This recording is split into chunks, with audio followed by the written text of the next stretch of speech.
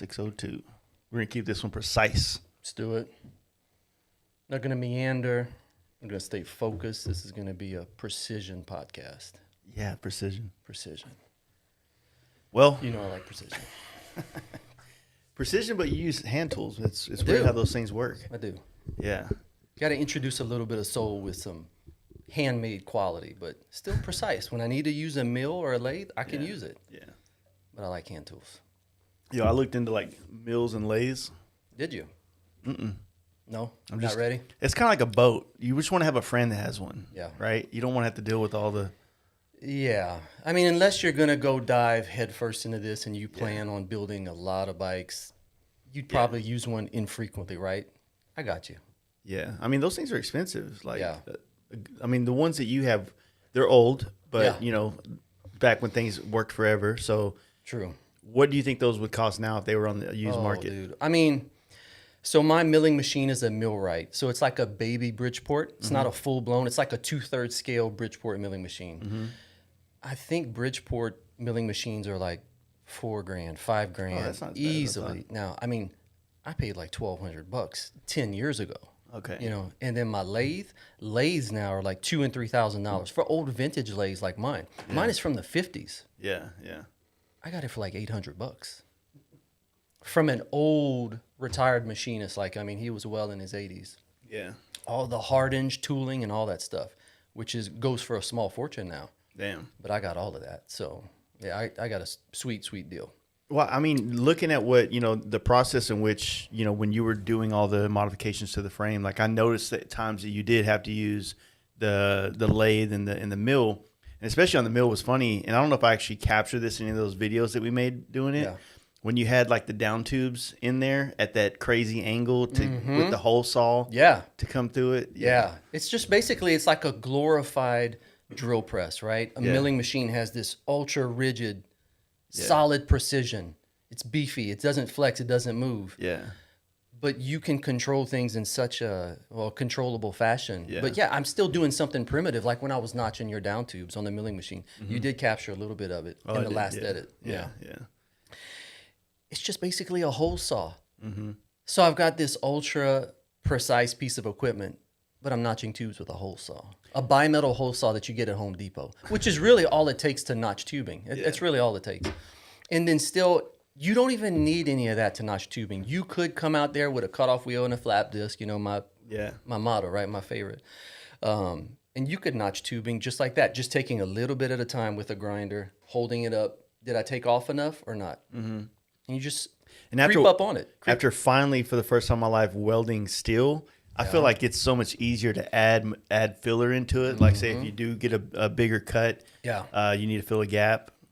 Sure. It seems so much easier with steel than it was with thin wall stainless. Thin wall stainless, yeah. I mean, I'm sure we'll get into this, right? Talking about the exhaust that you did for your bike, but it's not forgiving. Yeah. That's you started off on the deep end of the pool. You should be starting on like big, thick steel tabs that you can do like lap welds. Yeah. Not stainless exhaust tubing. That's a 1/16 of an inch thick, right? Yeah, butt welded. With a shitty connection. I understand how. You got it done, we'll get to that. Yeah, but you got it done. So, I mean, I think the last time you were on is when we did the actual FXR tour, like kind of announcement podcast when Justin was in town. Yeah, man, like it's kind of surreal to think of that, which I think took place around January, I believe, or February. January, I think. I think it was January because we didn't announce the garage builder until February, and it was on the podcast where we announced, hey, if you want to become one, to go that route. But now that it's kind of all like, I mean, tomorrow marks exactly 4 weeks when we got to be in Durango. It's crazy. Yeah. Absolutely crazy. Yeah. Yeah, TikTok gets louder and louder with each passing day. Yeah. But and then half of the FXR tour builders are in New York wilding out, basically. Boys, you need to get your priorities straight.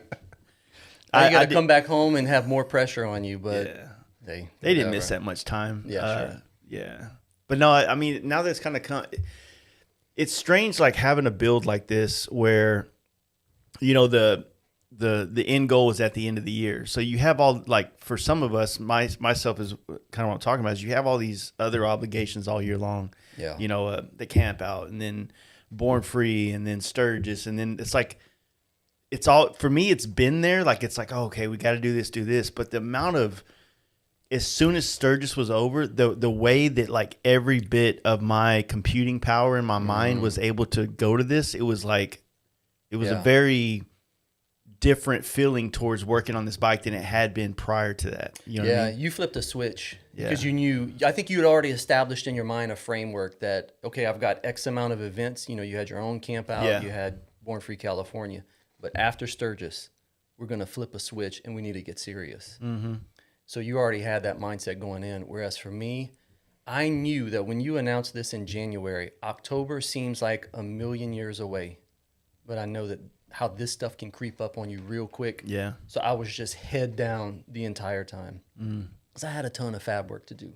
Between my build and helping you with yours, it was a lot of fab work. So on your build, like, this is the second M8 FXR you've done, and how much different did you go with some of the things that you did versus the first M8 around? Well, honestly speaking, I didn't stray too far away from my recipe. Like, I feel like I found a really good recipe with my first build, you know, with the proportions and the style, you know, like running modern bagger wheels, modern proportions.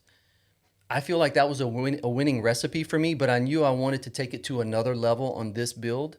So as much work as the first bike was, this one was like way more. Even though I did a lot of things the same, when it comes to like adapting an ST fairing onto an FXR, that's a lot of custom work. Making bag rails for the FXR division saddlebags. Yeah. This is the first time they've ever been ran on an FXR, as far as I know.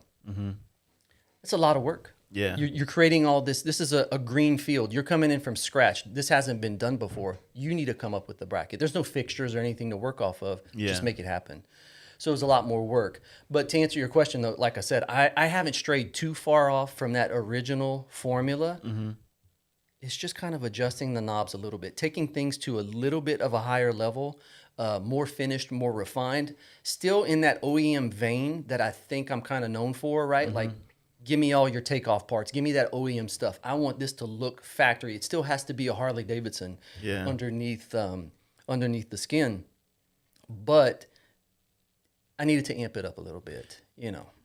Let me ask you this, though. Like, with your background in the choppers that you've done over the years, and obviously these bikes that you're doing, these FXR, you know, M8 FXRs that you're kind of dialing in. Hell, even your restored FXR, you know, so you have 3 now. 3, yeah. Doing the stuff that you did for me on my bike, did that do anything for you as far as, like, not, you don't have to say that to make me feel good about it, but did you know how stoked I am about that bike. Right. No, it got my juices flowing.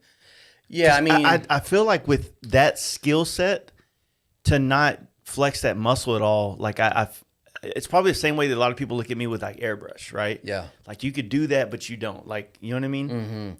Well, I mean, choppers are in my DNA. As much as I would love to convince myself that I'm done with choppers, you know, once you put that FXR in front of me and said, hey, let's go the chopper route with this, I can't change who I am. It's encoded in me. Yeah. I speak chopper. I look like a dork, right? I don't look like a chopper dude with all the kit and the uniform and all the vintage. That's not me. I am who I am. But I still very much had all that juice still in me, and we were able to pull it out. I mean, this is a collaboration. This isn't just me running wild. This is you and I working together, coming up with a direction and a flow. And I had to knock the cobwebs off. You know, I hadn't chopped a frame in years. For real? Yeah. I think my Sportster, my space chopper, was the last frame that I chopped. That's 2018, I think it was. Yeah. So, but that seemed like it would be such an easier chop with it being round backbones and stuff like that. Versus, I mean, they all have unique challenges. Yeah. But I mean, on that Sportster, I had to do the whole hardtail section, the rear section as well, that I didn't have to touch on yours. Yeah.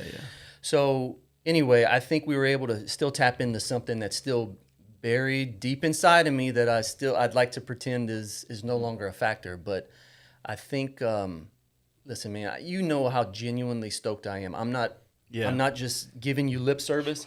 I am genuinely stoked about the way that your frame proportions had turned out. And then once you brought it home that same night and got it into a roller, it was like, dude, Yeah. this is a special build. Not just because I had a hand in it. It is special because FXR choppers, it's not like there's tons and tons of them out there. Yeah. Yeah, there's a few, but not as many as there are like stock bikes.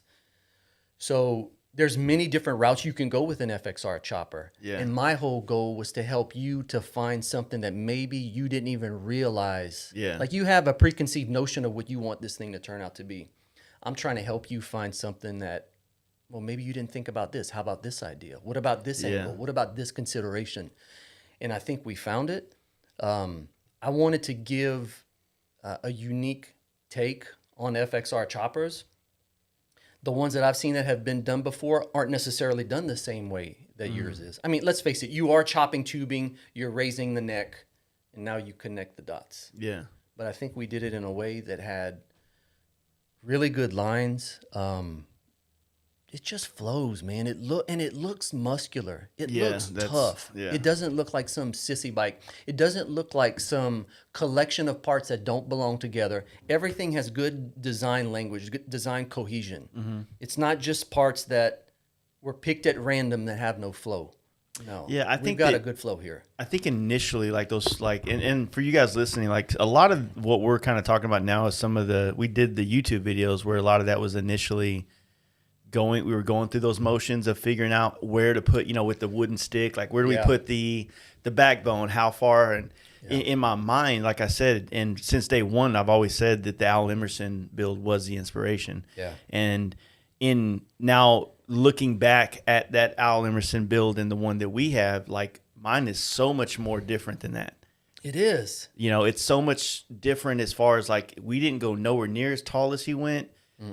I think his does have a true D rake to it, and ours is a stock rake. Stock rake. So to me, it's like, like that's what I say when I'm like, I didn't know I wanted that because in my mind, I wanted the Emerson look, right? And then as it started coming together and you were putting that up there, and in my mind, I'm like, is that up high enough to convey the thing that I wanted to convey? And it wasn't honestly until we started like setting the tank up there. I was like, okay, yeah. Now, I mean, I kind of saw it with the backbone, but the tank gave me a little bit more perspective of where we were going to be at with that. And then at that point, I was just like, yes. You know what I mean? Yeah. I think, putting not just putting any tank, but when you Frisco mount a tank, right? Your eyes are still visually drawing up even higher than they were before. Yeah. But But it was important to you. You wanted daylight above your front rocker box, right? That's that traditional chopper look. I mean, you can look straight through it. And that's an acquired taste. For some people, that's an awkward look for them. Choppers are weird to some people. Not to me, not to you. But it took me a long time to come around to understand this. I feel like if you come into this world of performance baggers, like that was like your initiation into motorcycling, it's going to take a while for you to have an appreciation for choppers because you're stripping away so many different layers of motorcycling stuff that you're not accustomed to that. And even though I got into this a lot earlier when the billet chopper thing was going on, I didn't necessarily care for those back in the day when I was working in that world. I was into sport bikes, right? And I just worked in a Harley shop, right? So now coming back to it, I feel like it's an evolution of like not forcing myself to go down a path for any other reason other than it finally spoke to me. And then obviously this opportunity with the FXR Tour was finally that push to, okay, do this thing you've been talking about, right? Absolutely. Or, acquire the right people to bring together to make it happen. I mean, the three of us in this room, Matt Designs over there, and then we're the ones that had the most hands on this, on my project at least. You know what I'm saying? It's a beautiful symphony of all of us working together because very few men, I should say, can do everything. Yeah. We all have to lean on each other. I can't paint. Yeah. I can't. I have no idea where to even begin. So I help you with your fab. You help me with the paint. And we're going to have two really killer bikes. Absolutely. Yeah, they're actually totally different too. Yeah, totally different sides of the spectrum, right? Complete opposites, but unique in their own right. But still, both of them, I feel, hard as nails. So on your FXR as well, obviously I remember, you know, it was probably one bike night last year when you started the ball started rolling with the ST fairing. And I have seen one, there was one at Texas Hills that had an ST fairing on it. Did you see that one? Well, I think it was Frankie from Dirty Customs has put one on. Yeah. But other than that, like when the initial thought and you went OEM, you bought an OEM fairing, OEM stuff, kind of talking about the bracket situation you were saying. So for people out there, like now, yes, there are companies that have a bracket, but when you started this thing, there wasn't, right? Yeah. And I think even then, did you have to use like an RT style mount from the frame to use to create the... Absolutely, because FXR frames have the 4 bungs, right, behind the neck. I wasn't changing that. Yeah. Whereas the frame bracket that bolts to, like your bike, a true lowrider ST, is a completely different system. So it's a matter of grafting. The front part of the bracket is all original Harley lowrider ST. The rear half, I chopped off and then just grafted some steel on to mount up to those 4 bungs. Yeah. But again, this is a green field for me. It hadn't been done before. You got to get it to sit right too, Exactly. though. Yeah. Think about all those aftermarket fairings, the old RT fairings that they put on baggers and stuff. They were pushed out like several inches forward, and they look not so great. Well, see, one of the big reasons for that is that when you put like the repop RT fairings on bikes that have wider front ends, like a bagger or even a modern Dyna, you know, those wider front ends need the swing inside the fairing, so you have to push the fairing out further.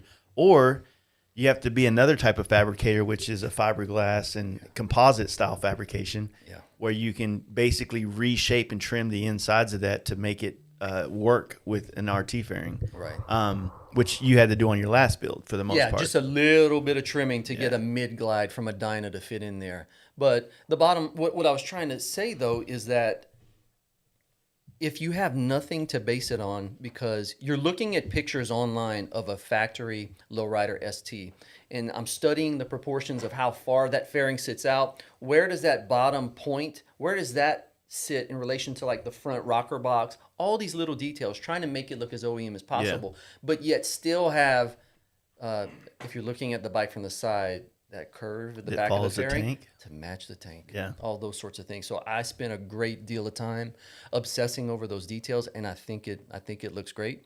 Yeah, I mean, we'll see. And on this one as well, you decided to go aftermarket on some things finally? Yeah, finally. Yeah, I went stage 1 on it. Stage 1. It's got an aftermarket air cleaner.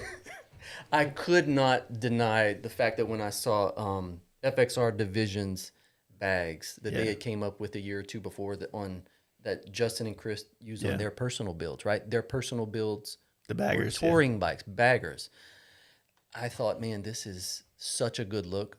Slightly bigger than FXRP bags, slightly different angles, not so boxy and square. Still boxy, but slight subtle differences with a body line down the side. Justin killed it. Like he came up with a great design, and I knew, like, hey, I need to reach out to Justin and let him know very early on, hey, as soon as you can get me a set of these bags, I want to run them. And they're great. I think they look, obviously the bike has already been mocked up. I think where they're sitting, and that's another thing, I had to obsess over, okay, do I need to put them a 1/2 inch forward, maybe a 1/4 inch lower? All these things for the placement of the bags. I think I finally got them in a spot that seemed appealing to me because I don't have anything to compare off of. These hadn't been done before. So this is what I'm talking about, whereas it is my same recipe. I'm not flipping the script and going crazy. It shares similar DNA to my blue bike, but it's just taken up a notch. Not full-blown crazy. Still very much that Maindrive kind of with that Harley influence, OEM DNA. Yeah, I mean, you definitely nailed it on that. You ended up going with like some Nest risers, which did you say that you don't think they make those anymore? I don't think they make those Nest. They're the Method, yeah. They make a Method now, but that's the one that has like the integral gauge housings and all that. These old ones. Let me say something about this. Arlen Ness is someone who I have a great deal of respect for. I hold him up there. He's like on Mount Rushmore of custom bikes. Yeah. So I wanted, from my blue bike, my last M8, to every bike going forward, I want to run something of Arlen Ness. Even though he may not have personally designed this stuff, Yeah. his name holds weight to me. Mm-hmm. So on this new build, I've got Arlen Ness risers and grips, mirrors, air cleaner. Yeah, I think I may be missing something else. But anyway, his stuff is just so well designed. Mm-hmm. Levers. Oh, levers, yeah. I saw that on your bike, and it really Yeah. influenced me. So the Ness name means something to me, and I want to honor Arlen Ness anytime I can, Yeah, any yeah. opportunity to run his parts. So, yeah, and that's taking it up a notch from last build, just not so OEM, but aftermarket stuff. Yeah, and I feel like the Ness products, I haven't officially done a Lowrider ST review, which I'm working on that amongst the many other things. But, a couple years ago, whenever I got to meet the guys and start working a little bit with them on some of their products, man, like I have no quarrels with anything I've ever gotten from them, from the products that I've ran on their baggers to even the calipers. Like I've been running their calipers on the ST, and then I have their calipers for the FXR. Mm-hmm. I mean, it's custom, but it's kind of like you were saying. It's like sometimes when your parts are so trick, in my opinion, in a design wise, it can overpower the things around it, therefore stand out, and therefore not look like it goes there. You know what I mean? Yeah. So sometimes when you have people that make these too intricate parts, and you put them on a bike where not everything else is as intricate, then it doesn't flow. It's not cohesively an easy to look at thing. And it's the same concept whenever you're painting something and you choose the wrong color in the wrong area, and when you look at the bike, all your eyes are drawn to that yellow that's right there for no reason. Like it's all about, we've been talking about this a lot, like back and forth through the work we've been doing on your paint and on my fab work. It's, building a bike is about how it looks all together. You know what I mean? Like, yeah. And so you want to have custom parts, but you want the custom parts to reveal themselves as you get closer and not from 4 parking spots away. Preach. So when you decide which brands you're going to use, and I think for me, going with a lot of Ness products on all the bikes for the last couple of years, it's gave me a custom touch, but in a way that like you almost have to double take it. You know what I mean? Which I would appreciate that more than, put it like this, and this might be a dig it's definitely a dig, but I don't mean it to be. It's maybe just an education for somebody. A lot of these brands these days, Ness is included in that, they offer a lot of the different colored anodizing stuff, right? And for me, I think that's a great thing for the garage guy that wants to add some flavor to his black Road Glide, right? I'm going to get the gold parts and gold here and here and here. And honestly, man, at that level, if you're at that level of customizing bikes and you're stoked about it, that's awesome. I'm glad those things exist so that you can do those things. But as you go further and deeper into this rabbit hole of customizing bikes and dialing things in, you start thinking about like, okay, why I don't want to draw attention to this, but I want it to work together. Thank you. You know what I mean? So, having certain parts stand out because you bought it, it's not like, hey, I got to get everything gold. It's like some things need to stay black. They need to disappear within the image, right? Speaking my language. There's just a lot to it, man. I think that unfortunately in this, not that I was building bikes the same way you were or the same way the people that I worked for back in the 2000s, but I grew up in that era and I understood the design cues that went into a lot of things. And as customizing motorcycles became more of a garage builder's thing over the last like 7, 8, 10 years, you see a lot of that type of stuff. Like we're going to make these parts that they can bolt on and they look cool out of the box, so they're going to get that dopamine hit of, bam, here we go.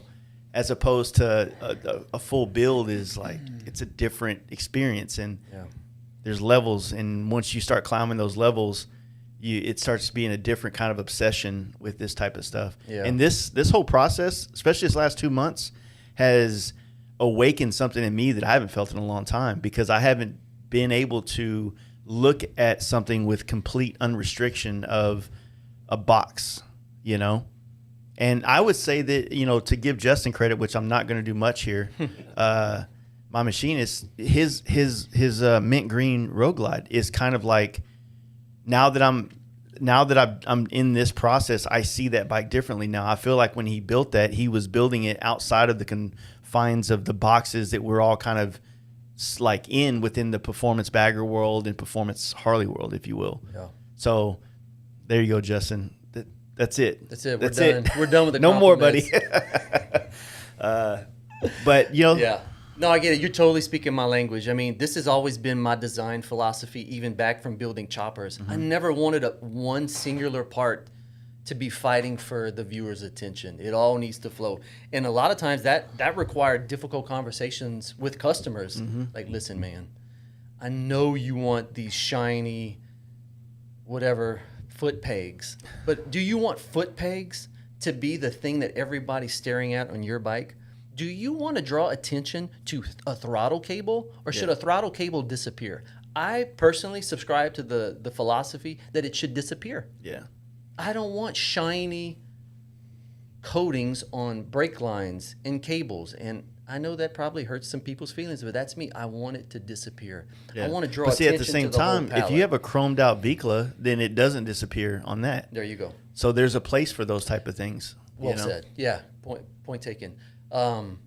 But yeah, overall, I'd rather the whole canvas, the whole bike to make a statement rather than individual parts screaming for your attention. Look at me. Look at me. I'm a cool spark plug wire. Like, calm down. Yeah. I don't want to look at your spark plug wires. I don't want to look at your various hoses or heat shrink that's some crazy color. No. Yeah, no. trust me. I almost bought some wire loom that was like black and gold and all kinds of, and I was like, I'm putting all the wires in the frame, so I'm not going to see it anyway. And the part that you do see, I don't want it to have this yellow jacket kind of vibe going on where you're like, what's that thing tucked in there? You know what I mean? Listen, it's not to say that the way that I feel is the only way to do it. It's not that I'm right and everybody else is wrong. No.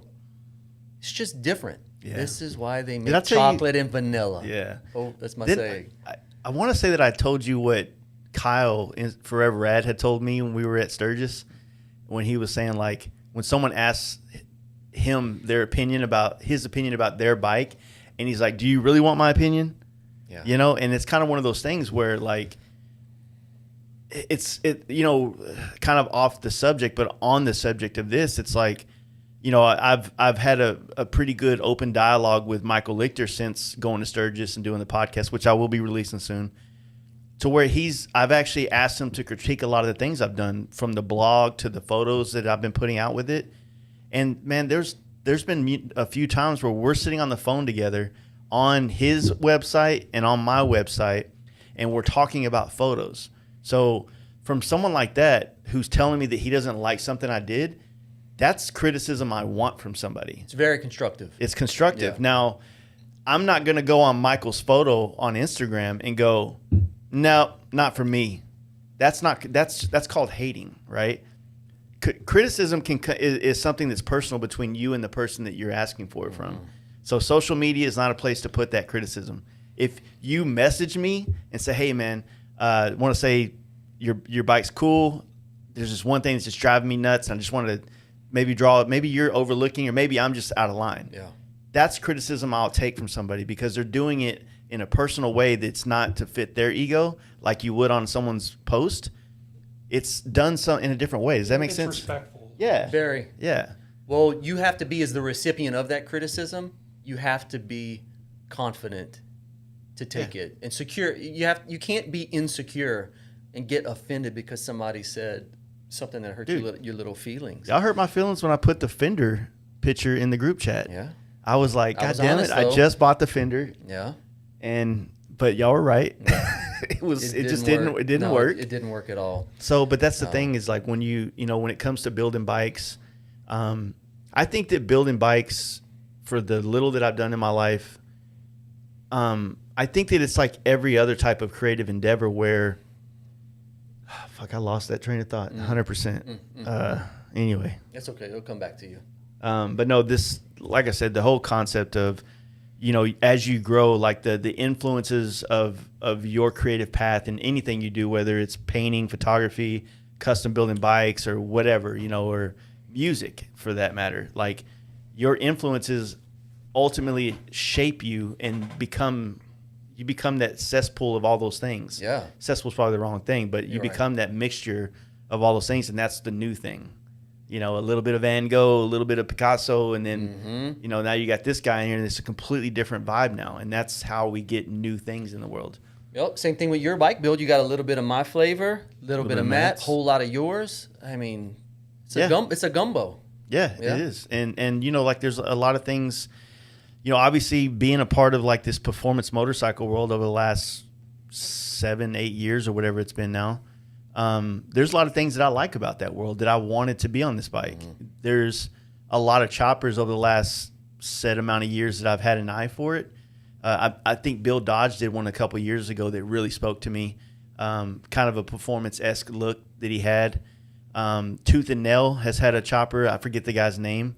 Forever Two Wheels Maine, I think, is another one that had a killer one that I was in love with a couple years ago. So there's been some choppers that just really spoke to me. And so that's kind of the thing that, you know, I guess what I've been trying to get at is that, like, there's so many different variations of how you can do choppers from long and low to high and tall to, you know, everything in between. There's so many different vibes, right? And I think it just takes the one that speaks to you the most to take you down that path. Well, that's the beautiful thing about choppers. They are the most customizable platform probably ever created. Well, the custom Harley, well, if you rewind and you look at like rigid frames from the knucklehead and the panhead era, look at how many hundreds and hundreds, thousands of combinations people have done with a stock frame. Yeah. Whether they decided to go crazy with like molding or chopping and stretching, that platform is so fundamentally perfect. Yeah, to build from. To customize. And, you know, your bike, it isn't that. It's not a rigid frame. It's still got suspension, but it's still got some of that same. I feel like the FXR lends itself to be that. It's a very modular bike that can go a lot of different directions. Yeah. You know? Well, the thing is, it's except for rigid. I haven't seen a rigid one yet. That'd be kind of weird, wouldn't it? Yeah.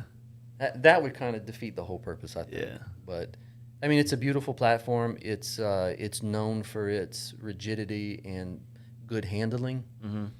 So the fact that we've gone up with your neck and, you know, went with a round tubing backbone versus a square. Sure, maybe in theory there are some sacrifices with frame flex and all that stuff, but last time I checked, I don't think you're going to push this thing around Circuit of the Americas and trying to qualify. You know, it's a good foundation, but you can't deny the attitude in the stance that a chopper puts out there. Like, like this bike looks like it works out. Yeah, fuck, dude, I've been trying to lose weight. I have lost quite a bit of weight since Sturgis, almost 20 pounds. Yeah. Congratulations. Yeah. Adderall. Adderall, baby. It's the best. So, but it's real weight. Anyway, no. I didn't want to be I'm still going to be, but I didn't want to be the fattest dude on the FXR tour. So, you know, that one guy up in the front, just belly on the tank. I wasn't trying to be that dude, you know. I'm still going to be close, but there's going to be a gap between the tank and my belly now, so it'll be a... You're not going to mention who's going to be second place in this. Oh, yeah. I'm for sure going to be last place in this whole situation. No. The belly competition. Who's... No, I thought you were insinuating like I'm going to be up there in the biggest belly or something. No, I'm still going to have the biggest belly for sure. Yeah. I mean, everybody, like, TBJ is a toothpick. The dude's so thin. You know, I don't even know. We might have to strap him to the bike. Yeah. You know what I'm saying? Bare Knuckle Paul, he's just built like a damn... pro wrestler. Yeah. Rennie's just... I don't know his body type. I shouldn't know his body type because he's another man. I shouldn't be even looking at him that way. But, you know, at the same time, there's just there's a few He's angles. got chopper bod. He's got a Chopper chopper bod? bod, yeah.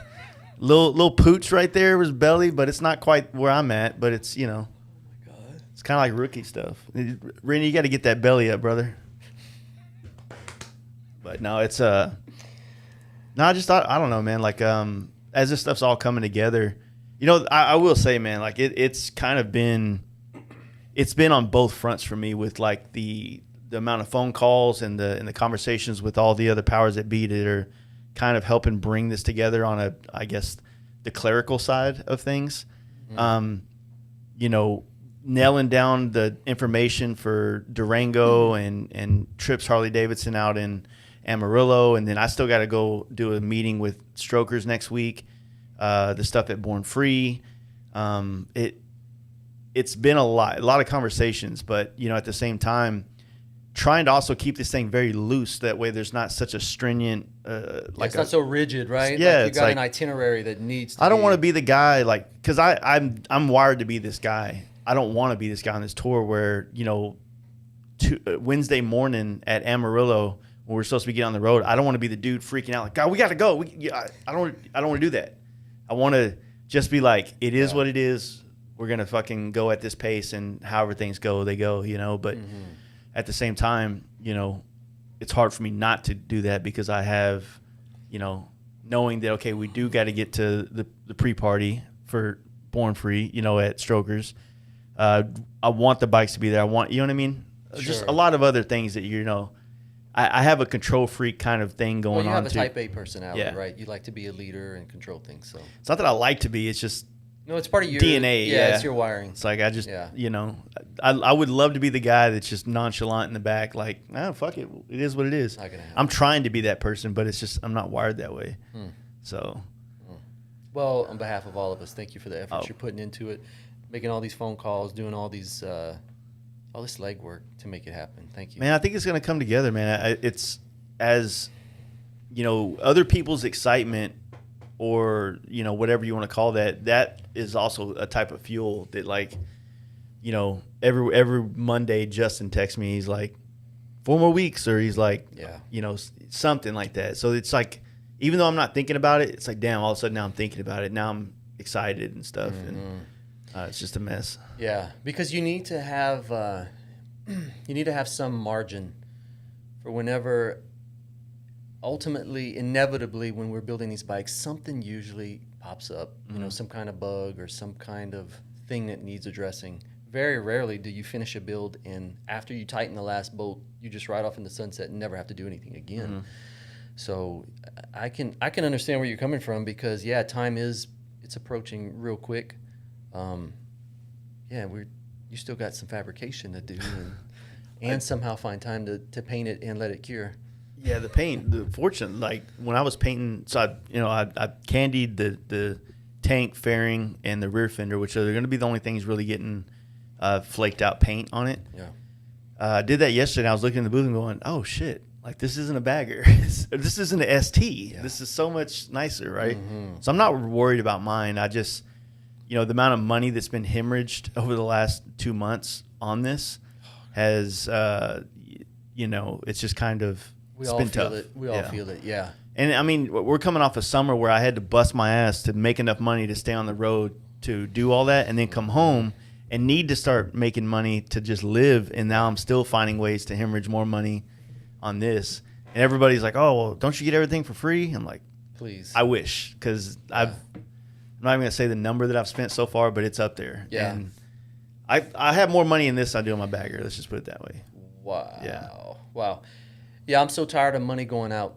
Yeah. I'm so tired of it. Like the past few weeks, I'm like, man, I need to get some money coming in. So I put a few batches of mid controls together so I could like hustle a few grand here and there. But man, I'm honestly speaking, like when this FXR tour is over, I need a break from motorcycles. Like I need a break from building. Yeah. Not taking a break from bikes, but I need to take a break from building because the past 2 years have been nonstop. Yeah. I built, the year before was building my blue bike, and then right after that, I started purchasing parts for this next one.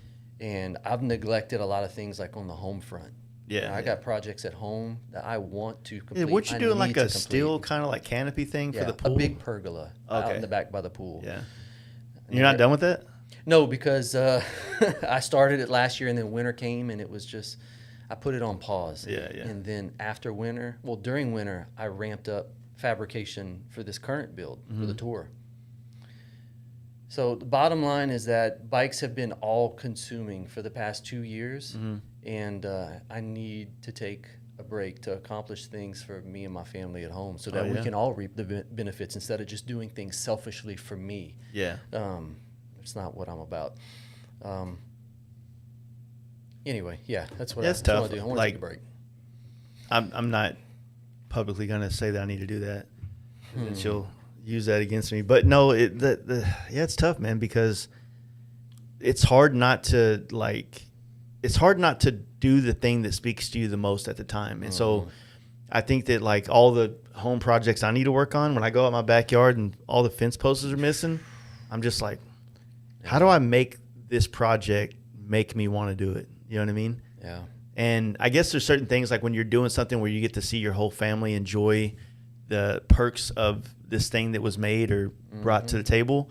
Like there's a satisfaction in that, but I just can't see the satisfaction in fixing that fence behind my house. I get it. Dude, I sold, remember I posted a few weeks back when you had Max on the podcast? And I had won his award for that panhead, that 48 panhead that I had built. I put it on my Instagram feed recently.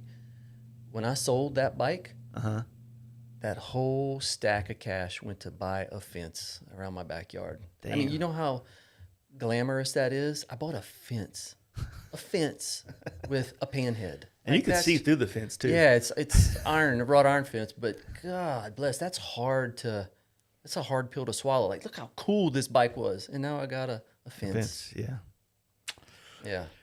I feel like we should sell drugs for things like that. Hell You know, no. things that don't mean anything to us, and then you buy stuff that really don't mean anything either, but you need them. You know, like who wants to buy? Like I had to buy a mattress last year.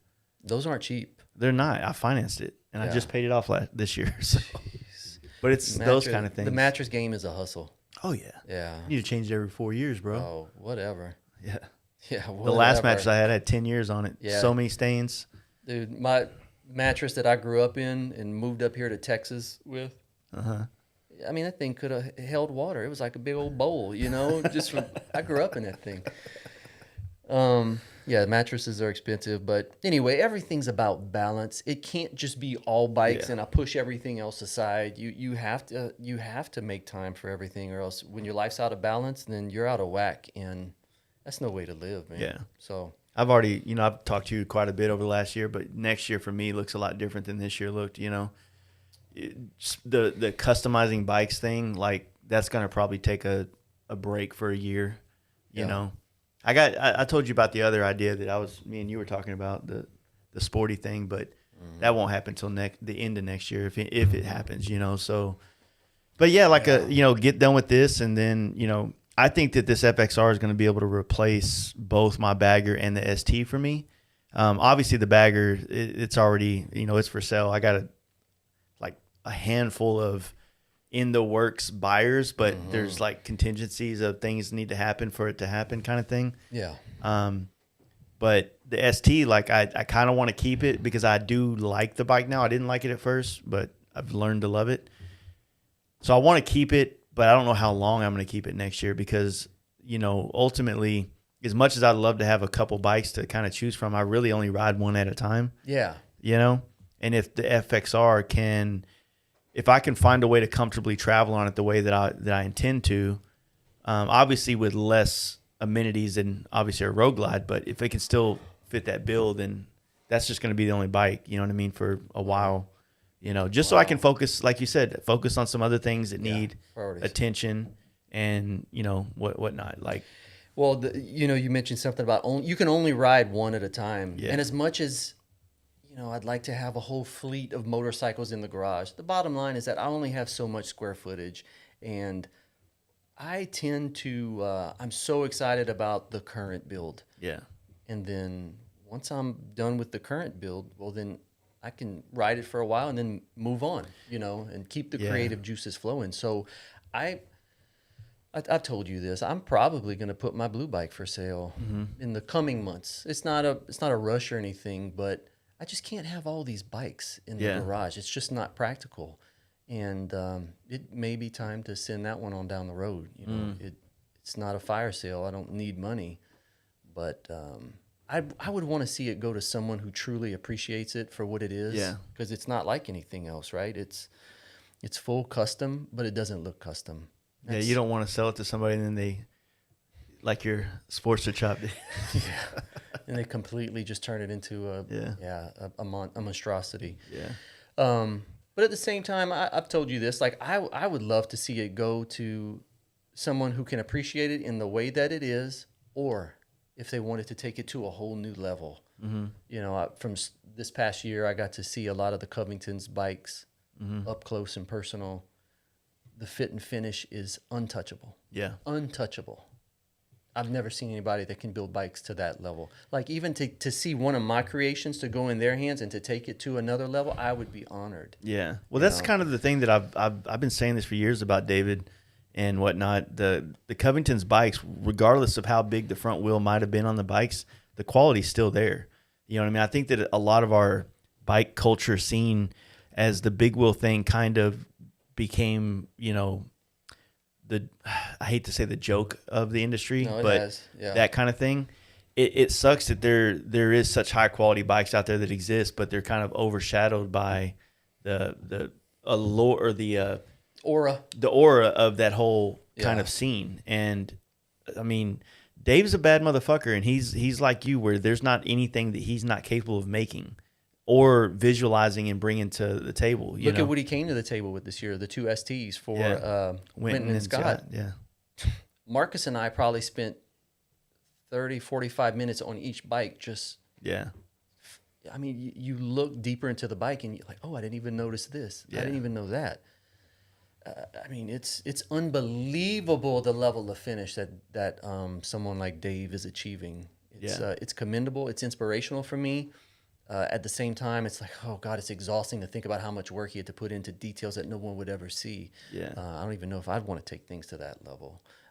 It's the type of bikes though that's like I'd be so nervous to ride them. And I know Winton and those guys, they go and ride. They don't Especially care. Scott. Scott, yeah, they don't he probably care. already tore up the bike, to be honest with you. Yeah. So to me, it's the kind of thing like, oh, I'd have a stroke if I saw a chip in the paint, you know?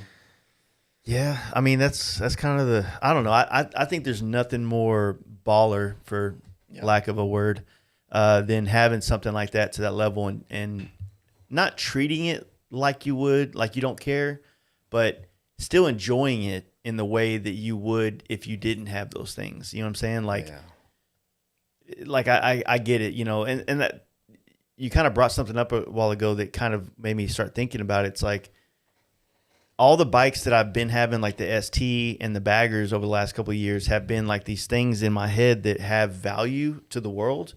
And so I'm scared to go too far into the mileage on them or too far any direction because of that value. I want it to still be available to sell to somebody if they want it. Like I never looked at that bagger, even though like I loved it and had fun with it.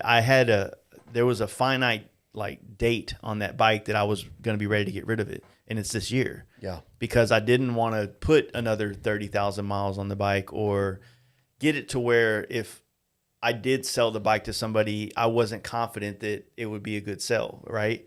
And I didn't want to get to a point where I have something that was at one time worth 50 grand and now it's sitting here going for 20. You know what I mean? Yeah. Like I wanted, you got to strike when the iron's hot. Yeah. And I wanted to, you know, provide that bike to be able to provide somebody with the same kind of excitement and fun it's done for me with a lot of life left. Yeah, while it's still relatively fresh. And so same thing with the ST. It's like, you know, I've already got, you know, I put 10,000 miles on that thing from the beginning of June till Sturgis. So it's kind of at that point too where it's like, maybe it's time to sell that thing here pretty soon, you know? Just because you get to a point on some of these bikes where like people that don't ride bikes are scared of miles, period. Like if you don't ride bikes anywhere and you see a bike that has 3,000 miles and you don't want you want to negotiate down because it has 3,000 miles on it, you're not really into buying bikes and riding bikes. Like this is just a financial transaction for you and you need the most value to be inside of it. But if these motors, these M8 motors, if you're not going retarded with them, like, putting all these big bore kits on and all this crazy stuff and this mess in the transmission, the lock up clutches, all that stuff tears up your bike. It makes it work better and faster, but it tears it up. If you just put, like for me, the combination has been a stock 131 crate motor with a upgraded Screaming Eagle clutch and the upgraded springs. I don't do burnouts. I don't do wheelies. I just travel on this thing. And as long as you're not doing burnouts or wheelies, you don't have to worry about anything going wrong.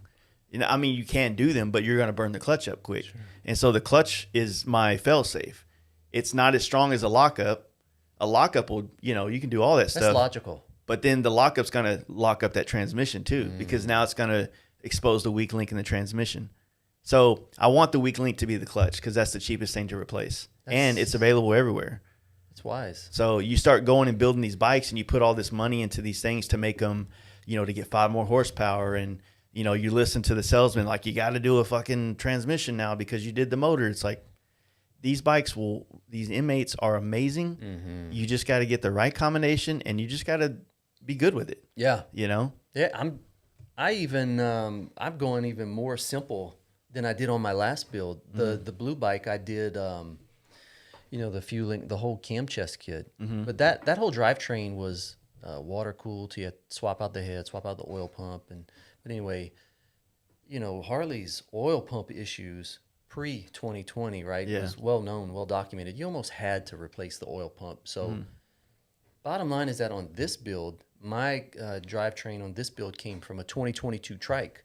So those issues with the oil pump, that's all been resolved since then. Yeah. So I went super simple. I just put a cam. Same. That's all I did on the Cam. ST. Yeah, a cam. Like, in other words, I went with a Star 3030 from George Bryce from Star Racing. And George said, this cam, you can run stock cam plate, stock oil pump, stock lifters, push rod, valve springs, all of it. Swap out your cam bearing to a full complement bearing and run this cam. And that's what I'm doing. I've heard it. I've heard that cam before, like in Trey's bike. Trey's got it, yeah. It's nasty. Yeah. That's one thing I'm scared about of mine is with the stock cams. I'm afraid it's going to have like this tough, like pit bull, look and stance, but this like, not even Chihuahua, this Labrador bite basically. So I'm worried about that. It's not going to sound good, I've done twin cams before where I didn't have a cam or anything in it. I just had stock everything, but had, built a custom exhaust, and it sounded mean. Yeah. This version 1 of this bike is just to complete the tour. Like, I like I was telling you earlier, I want to make another exhaust in this wintertime. I'm probably going to make, I'll probably end up doing an actual twin cam. I've ridden cross country on a lot of twin cams, so I kind of have a recipe for those as well. So eventually you can get twin cams everywhere. They're cheap. Yeah. So eventually I'll buy another twin cam, go ahead and send the bottom out to Dark Horse, get it done, and then build a good solid motor foundation out of that. And these FXRs don't weigh shit, so I don't need 130 horsepower, 120 horsepower. I need like 105. 100 horsepower is going to be great on this bike. Yeah. Yeah. And so I'll probably end up doing the bottom end. I'll probably end up maybe doing like a 107 kit or 106 kit. I forget which one it was from S&S. And then a set of cams, and pretty much that's it. That's all you need, man. I also don't want to, like, the other thing about that people don't think about is, like, if you're building a bike to travel on, all this crazy horsepower, this crazy cam stuff, like, you don't have gas. I don't want to have a 6-gallon gas tank and I'm getting 120 miles out of it. Yeah. And that's the case on some of these bikes. So, you have a good balance of travelability, reliability, and fun, right? Amen. Yeah. So, and we found for your tank, I think we found a good balance. Yeah, I'm excited about that. It's still chopper, but it's not super skinny, a gallon and a half, like some of these, Wassel tanks or whatever from back in the day. It's I think it fits your bike nicely, but it still should accommodate you quite well for traveling. I think I should be able to get 100 miles out of it at least. Oh yeah, yes, you will. I used to get 100 miles out of much smaller than that. Yeah. Not a Peanut Sportsters. That's a king. Yeah. Plus, it's Frisco. Yeah, so I feel like I'll be good on that front. But yeah, I mean, after I just want to get the tour. I don't want to be the one that breaks down and whatnot. So nobody does.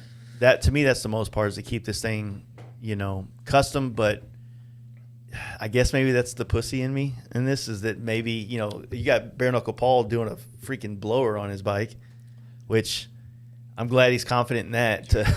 Or even Clem. Yeah, he's still looking for parts, though. I think he had some missing gears that he's looking for. Oh, he's looking for gears now? Yeah, I think so. Shit. But he's still hedging his bets and still moving forward with the design around it. Yeah. With the assumption, I think, that he's going to find those missing parts. And I think he got the other thing solved with the plenum. I think it was the intake or something like that. Yeah. But and then Brian Clem. Yeah, he had that issue with the crank, but they got worked out. Yeah. But I think he has to run some kind of high octane race fuel. Yeah. What the heck? Yeah, so he's got to bring his gas with him for this tour. In a chase vehicle, basically. Hey, Brian.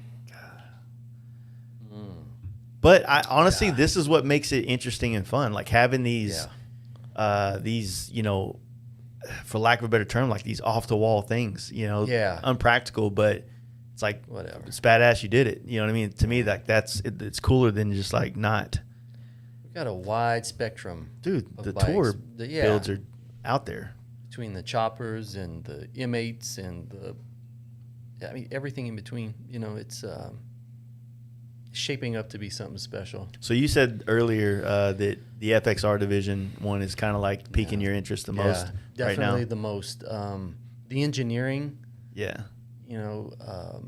Justin is such a behind-the-scenes innovator that people have no idea things that he has his hands in. And, of course, I love it because, listen, he's the one that lit the spark in me to do Milwaukee 8 FXRs. So to have him do one, and he's going like I did, right, with modern proportions, wider wheels, where you have to section the rear of the frame. He's going with the big, beefy aluminum swing arm.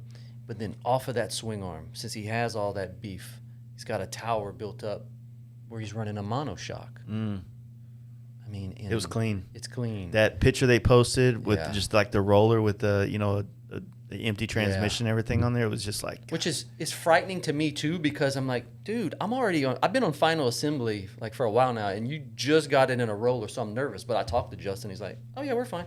Yeah, this is normal. Yeah, but yeah, shout out also to Brian TPJ, because he has a hand in all that stuff as well with the machining and all of that. So he's a boss. Well, that's the other thing that I think people should really understand about building bikes. It's not like there is the guy, there is you in the garage bending something over your knee and turning it into whatever, right? But the bigger you go in this world of like the more production you do, the more you need a team. And the more that you need the resources of people to help you bring these things to life. So, like, FXR Division has, they have the collective there, the HD collective. They have, Motor Witch there building big-ass motors, badass motors. They have, Justin's fabrication skills. You got Big Chris's just FXR-ologist, if you will. You know what I'm saying? And all the things that he brings to the table with that. I mean, they have they have their kit, their team, the people that they use to accomplish these types of bikes that they build. You know what I mean? Yeah. And when that's where good builds come from. They come from like the experience of finding out that this painter is not the best painter for you, right? Maybe their style doesn't fit you. Maybe their work ethic doesn't fit you. Maybe it's like, okay, well, if you're not a fabricator, maybe you have a guy that does those kind of things for you. You got to bring all these things to the table to make the end product, and the end product is, in my opinion, from this side of the table, FXR Mike brought it up in the last podcast he was on. What's sitting on the table as a done product is more important than how, in a sense. Hey, with the grain of salt. Did you build that seat? Did you build? Yeah. Like, with the grain of salt. Like I'm not saying like. I guess I want to be clear. Like I'm not saying that like all that stuff is null and void, right? But the argument he brought to the table was, if you do everything yourself on the bike and it doesn't look good, is that a better bike than the one that the guy didn't do everything himself and it looks better? So that's the question, right? That's a great discussion. Yeah, I enjoyed that conversation. Yeah, I mean, if you look at both ends of that conversation, if I did it all myself and it looks hideous versus someone who relied on his friends and his teammates to put something together that has beautiful flow. Mm-hmm. Well, some people will give that person grief, like, well, he didn't build that bike. They're usually not the ones that are buying them. You know, the person that's going to buy a bike that's going to spend $30,000, $40,000 on buying a bike like this, they probably want the one with all the professionals touching it rather than the what's the jack of all trades, master of none kind of aspect. And it's not to say that you know, the people that are doing as many of the things themselves are not good at it, right? But I don't see you pulling a bottom end apart and redoing a crank. Like, you'd probably send that out to have it done. Absolutely. Now, anybody that's working on these bikes can put a top end together. Mm-hmm. It's probably as easy as working on a lawnmower for the most part. Yeah. So it's like I don't even want to pat myself on the back because I put a set of cams in a bike or some shit, you know? Sure. But at the same time, I feel like it's more important about if you're going to make a product that people are going to want to buy, or maybe something that you really want. I don't know. But there's nothing wrong with being the guy that tried all yourself. I'm not trying to downplay that or say that's not cool. I think it's really cool. But I'm not going to sit here and say that it's better than the one that has all the resources or has found the resources to use to make a better product. Mm-hmm. So I don't think those two are in the same category, to be honest with you. Yeah. That was one thing, like in the chopper scene, that I thought was really toxic. People used to give others grief if they didn't build every little thing themselves. Like, I'll give you an example, and I've told you this before, but like Tim O'Keefe, Stag Magazine. Tim O'Keefe is a master conductor. Master. Tim O'Keefe has put together some of the builds, the most beautiful, timeless.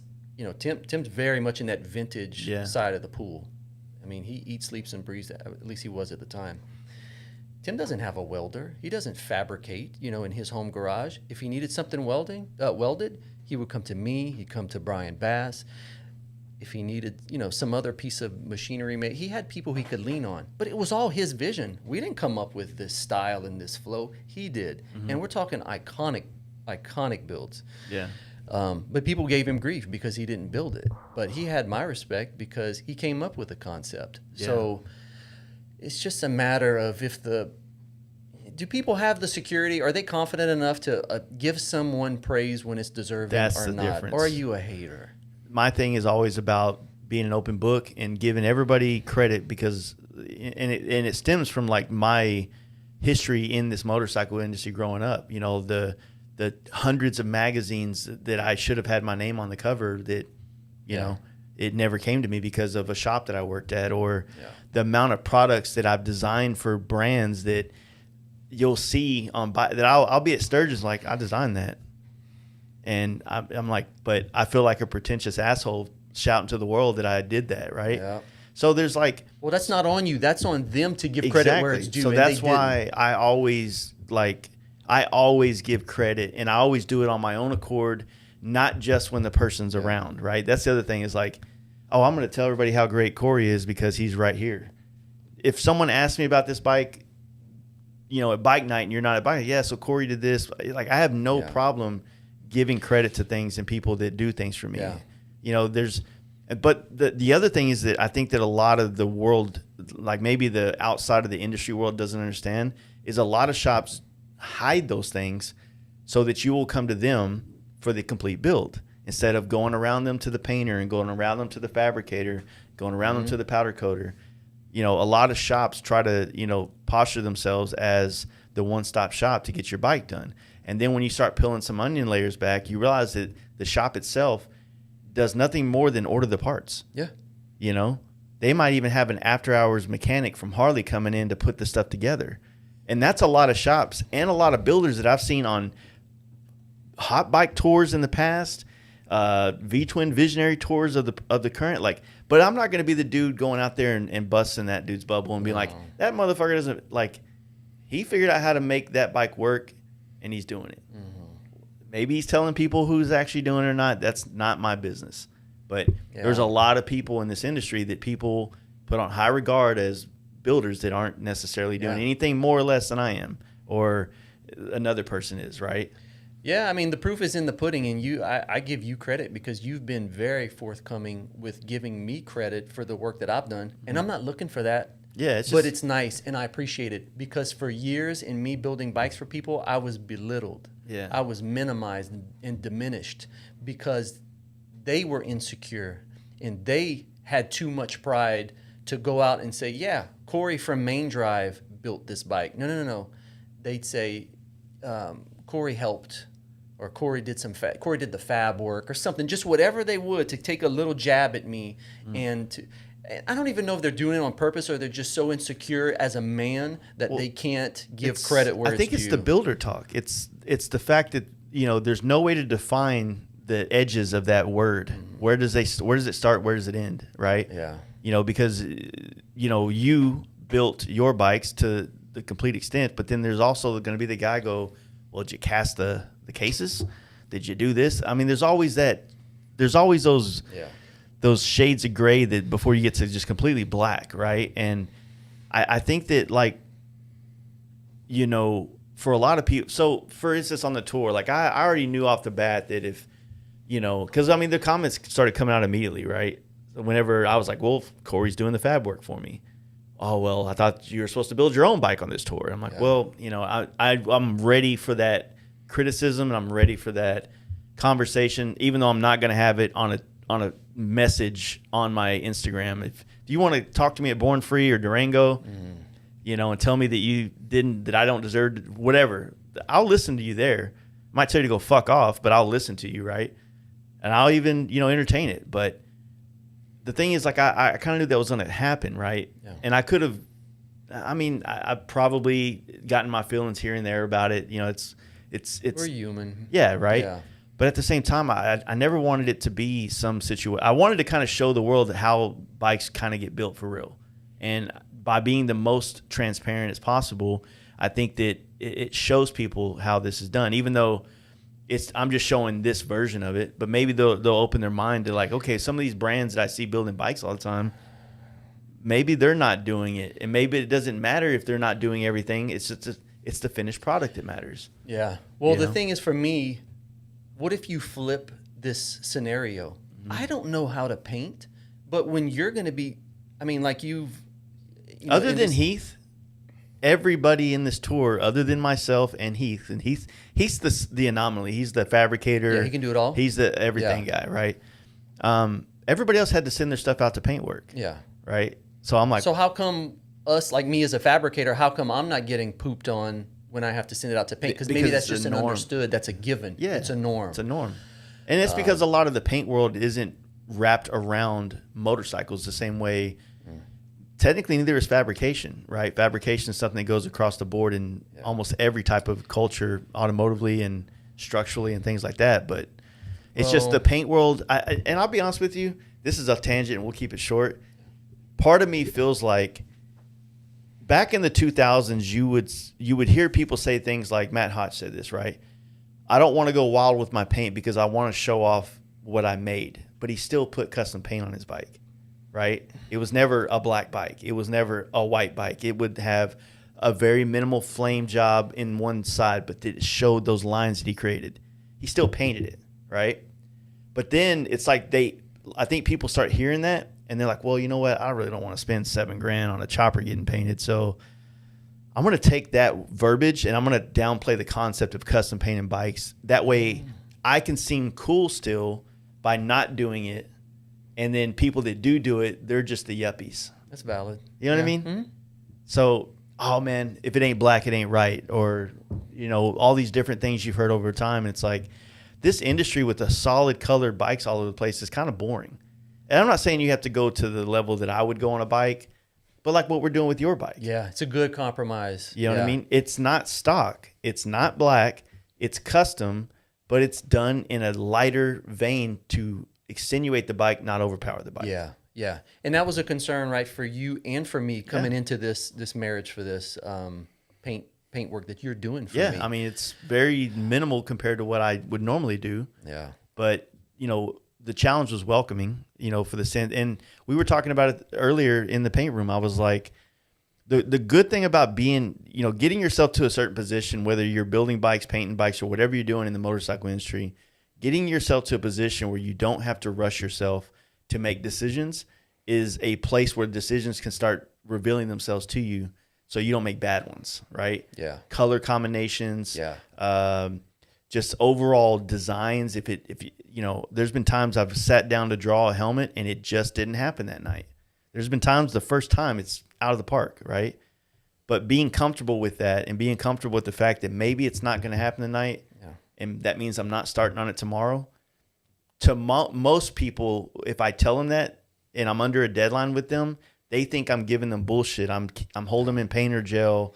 I'm just trying to find any word to use to kind of buy myself more time. But the reality is, it just didn't happen, man. Mm-hmm. You know? And so, yes, I'm going to go ride my bike tonight instead of work on your helmet. You can't force this stuff. You can't force creativity. And look how things have fallen into place with the color selection on my bike. Yeah. You know, I gave you some loose criteria of what I thought I wanted, you know, as far as color-wise.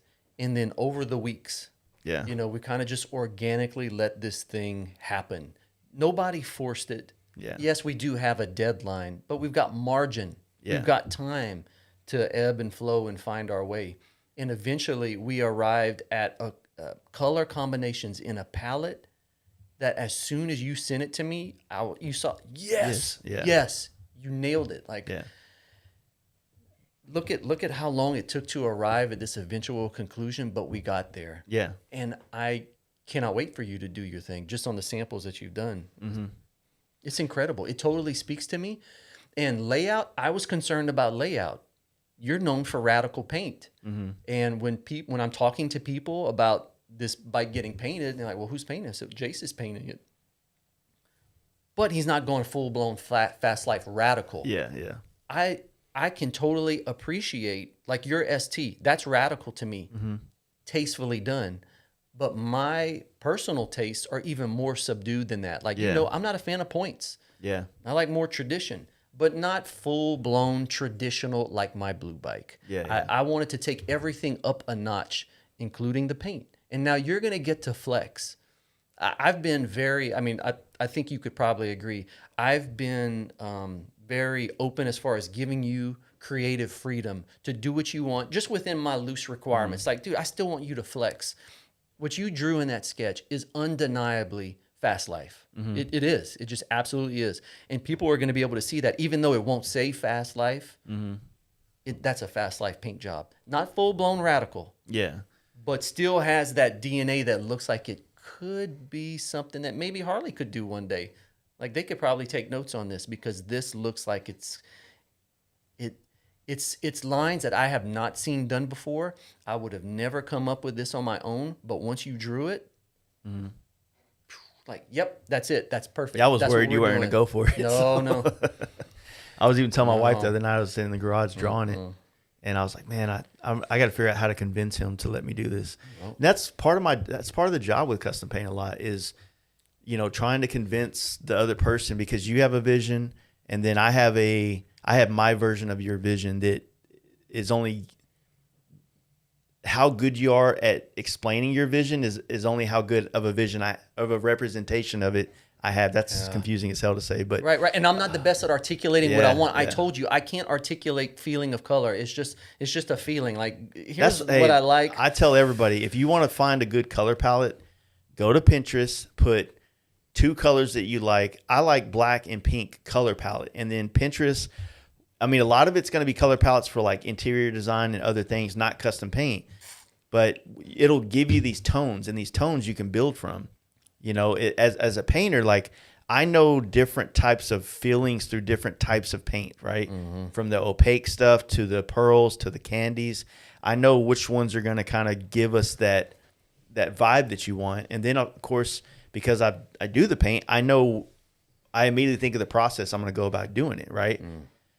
And then I think, okay, well, you know, is there something I can do here to kind of minimize this process to make it a little bit more simplistic? That way it's just faster for me. to work smarter, not harder kind of situation. And then you go from there. You just kind of dissect back from where you find. Look at what you and Tommy did together on the Alamo. Yeah. The Alamo color palette. He's kind of the one that exposed to me the Pinterest stuff, because that's where he found that color palette from. And you look at that palette and you're like, I don't know how this is going to translate to a custom bike. And look at Tommy's paint. And so basically you take that, like I said, these swatches are just kind of opaque tones of color. The same if you went to Home Depot and you pulled out the swatch with the 40 different grays for your stuff.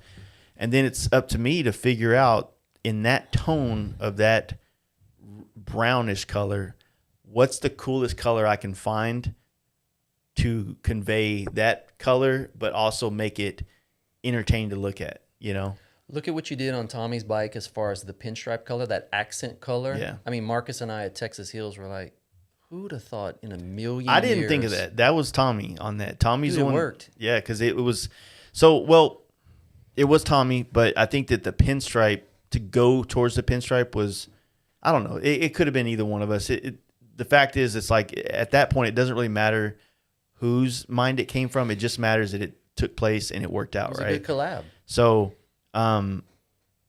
obviously, when you have all these tones of brown and sand and whatnot, that seafoam green is not something you want to use on the bike as a large panel or a large swatch. You want this to be a minimal kind of, like pizzazz, like it's the salt. It's the extra, flavor to the thing that doesn't go with it, but ties it together somehow, right? Yeah. And I've always felt like pinstripes, colors is what can really tie things together, and it can give you that. It can take something like a black, this helmet right here, black and silver, right? Traditional Harley stuff. Well, originally when I did this helmet, it didn't have an orange pinstripe, but that orange pinstripe pops on those colors because it's, and that color palette, you can go any direction. But what I'm getting at is that, like, you can kind of sometimes find that right color that doesn't belong in the mix of colors, but works with it. And then that's how you kind of convey a little bit different of an emotion from somebody when they see it. So I mean, we were just blown away by the overall execution. Mm-hmm. Your stuff is everything's very sharp. There's not a lot of curves are harder than sharp. Good. No. I'm not talking about curve. I'm talking about there's not a lot of waviness. Everything is done with precision. I don't even know how you can achieve this kind of stuff, but no, you're good at what you do. The problem that I have, like specifically to go back to what we were talking about earlier about giving credit to where it's due. Mm-hmm. In your case, when you're painting my bike, I can't reciprocate in the way that you've given me credit. You have such a huge platform. You've actually come out to my house and we filmed on 2 and 3 different days, and you've put out feature videos. I don't have that power to lift you up like I desire to. Yeah. So I almost feel like I have to apologize ahead of time. Like, dude, I'm so thankful for what you're doing, but there's no way I could meet what you've done for me as far as giving credit. And that's Well, I mean that's because of all this other aspects of our brand. You know what I mean? Like, my job outside of being a custom painter or whatever is to find people to exploit in a positive way, right? People that are doing rad things. And so that's just that's the nature of the podcast and the other aspects of the Fast Life Garage, is finding individuals like yourself or the people out there that are doing cool things or whatever. Like, I need to find a way. It's to uplift other people, Wow. I'm the commonality within it because I'm the host of this, but at the same time, it's a constant, like, who is doing something cool, and I am a judge of this. I think that's cool, I'm going to put it on, or I think this, you know what I mean? Yeah. But at the same time, like, that's part of this job. And so adding the YouTube stuff to it, it's like, the YouTube thing's been something I've definitely chipped away at this year. I haven't fully kind of committed to it because of time, and whatnot. But, Matt's been on quite a few. We did a lot of filming today when he was bead rolling the firewall panel for us. It's like, I want to get to that point, but I'm, making some progress in making videos and editing and shooting is better than not making any progress. And for years I talked about doing it, and this year is finally it happened.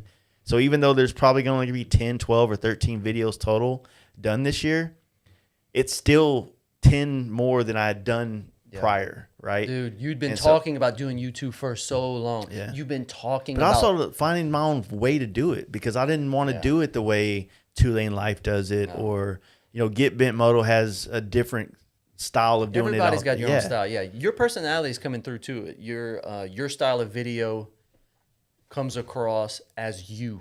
Yeah, and that's what you want it to be. You're not putting on this false persona that you see in many YouTube videos. Like, hey, what's up, guys? That's lame, dude. Like, I'm turning that off immediately. I want authenticity. I think that's what people crave, is authenticity. And but anyway, the other crazy thing that people seem to crave is the same thing. The amount of people that I see, not just, I've seen them come through on my comments on YouTube, but it's like they get accustomed to the way, like, the things that they watch on YouTube, and they almost don't want to see any new take at something. Yeah. And so, like, for the most part, like, I'm a motorcycle channel, right? But you're not seeing any video of me YouTube wise with the GoPro on my mouth going, hey guys, I'm not doing that. Worst. It's the worst format ever. It's just not me. Popular, though. It's super popular. I can't take 2 minutes of that. I'm already done. Like, it's just the level of, like, consumption of motorcycles that we have, being in the industry of it. Doesn't make it right. But it revealed to me that, like, the custom side of motorcycling is still fractional compared to just the overall riding of motorcycling, right? And so the riding aspect of motorcycling is going to appeal to a wider audience always over me doing a video driving to Arkansas to have a custom seat made. Even though there's a lot of, I thought, cool things to see in that video. Yeah. If I just had a GoPro on my mouth and I went and rode, Tell a Dragon, even though there's 5 million videos about it, you'd get more people to click on it because it's that thing, it's that familiar thing. So introducing something new, and I'm not trying to say that what I'm doing new, my inspiration has just come from other types of channels outside of motorcycling. And I haven't quite even felt like I've even mimicked those yet. I'm still kind of freeballing it, right? There's channels with millions of followers that have no audio whatsoever, no verbal, no dialogue, right? It's just some dude working and fabricating. I mean, there's all kinds of different avenues you can go. But the point I was making is that you've been talking about doing YouTube forever. Oh, this year I'm finally going to do it. I have the GoPro. You did it. Yeah. You've been talking about doing an FXR chopper for years. You're doing it. So you are taking steps, It's, and that's kind of like, these are goals that are being met and achieved. I think that in my older age, I wish that one of the things, we always say that if we can go back to our 20s, what would we want to take with us, right? I think perception of time is something I would have loved to take back. Having a sense of urgency is good, but also a sense of understanding that time plus effort equals results. That's something that just never really fathomed to me at 22 years old. Like, and so now it's like, whether it's photography or trying to get better at TIG welding or whatever the case may be, I understand the process of an hour a day will get me closer to what I want to do than 1 weekend a month. Right. Yeah. So these different, like the hours, the Malcolm Gladwell, the 10,000 hours, like everything you can do to chip away at more time in that, you'll inherently get better. Now, where talent comes in is based on how quickly you can evolve in that.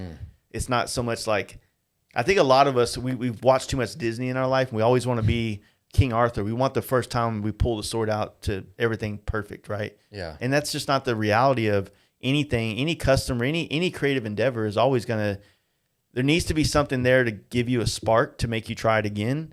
But there also has to be something there that gives you the feeling that you can achieve it to make you continue to chase it. Yeah, it's a realistic goal.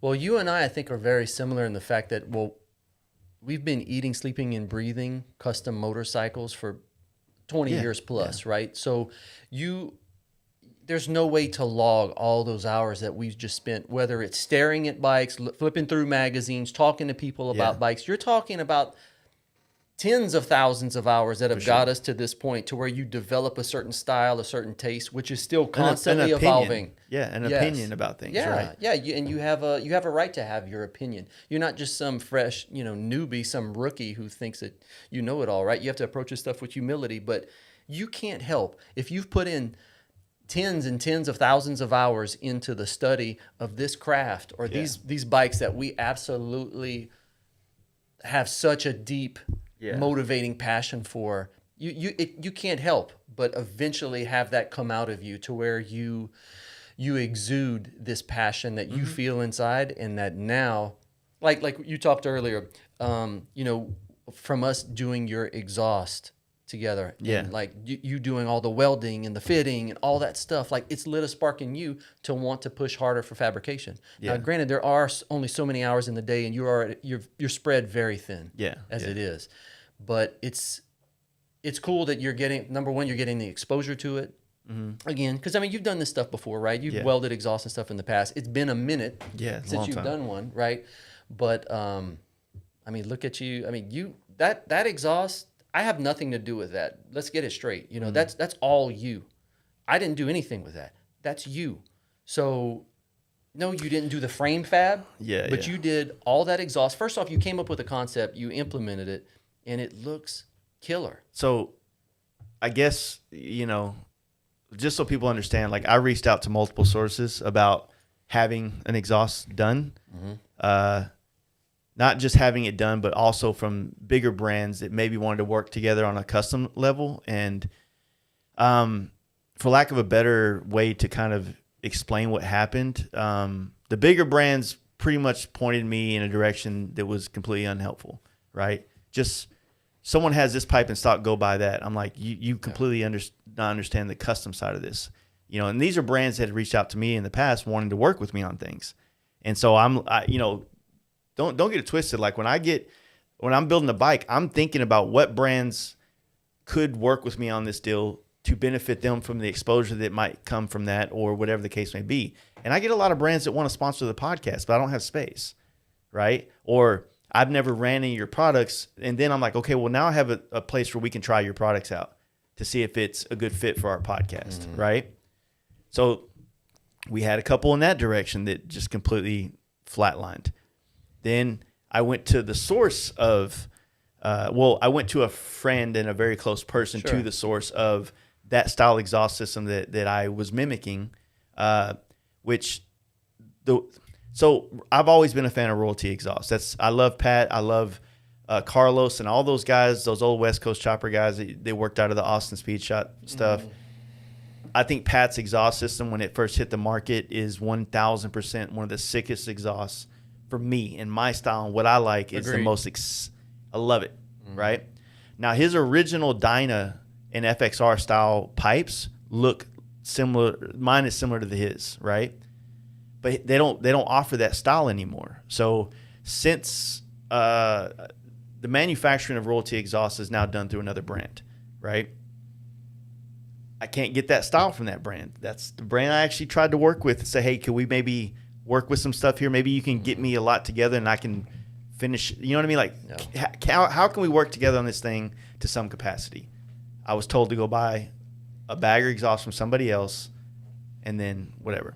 Now, the other thing that I have nothing to do with, this is not me, this is just the way the world is that exhaust tip that looks exactly like the way the Royalty exhausts are made. The muffler? The muffler is on Amazon for $50 with the baffle welded, ready to go. Unbelievable. Right? I got a YouTube video dropping, and I'm going to have a link to that so you all can go buy it too, because it's $50. And I bought it, and I'm saying exactly what I said in the YouTube video. Even if it didn't work, I was going to set it right here behind me because it looks so badass, right? But that's the thing. It's like I didn't go around and try to screw anybody that didn't, you know, with it, that's a part of the Royalty exhaust stuff. Nothing like that. I have nothing but respect for Pat. I reached out to Carlos to see if Pat and Carlos could work on this pipe. They said they could. Then I didn't hear from them. I'm not a person to bug somebody. I asked a couple of times. If you don't have the enthusiasm, then I gotta make another decision. Yeah. You know, and I was willing to pay. I wasn't looking for anything for free. Same thing with the other company. I was gonna pay for everything, but I'm not. I know too many people to beg, and you know what I mean. You got very much a can-do attitude. Yeah. Like you're not going to just settle like with a bolt-on exhaust. There's no way a bike like that No, could, and I didn't want settled. that. There's no way. That would have been ultimately the wrong decision.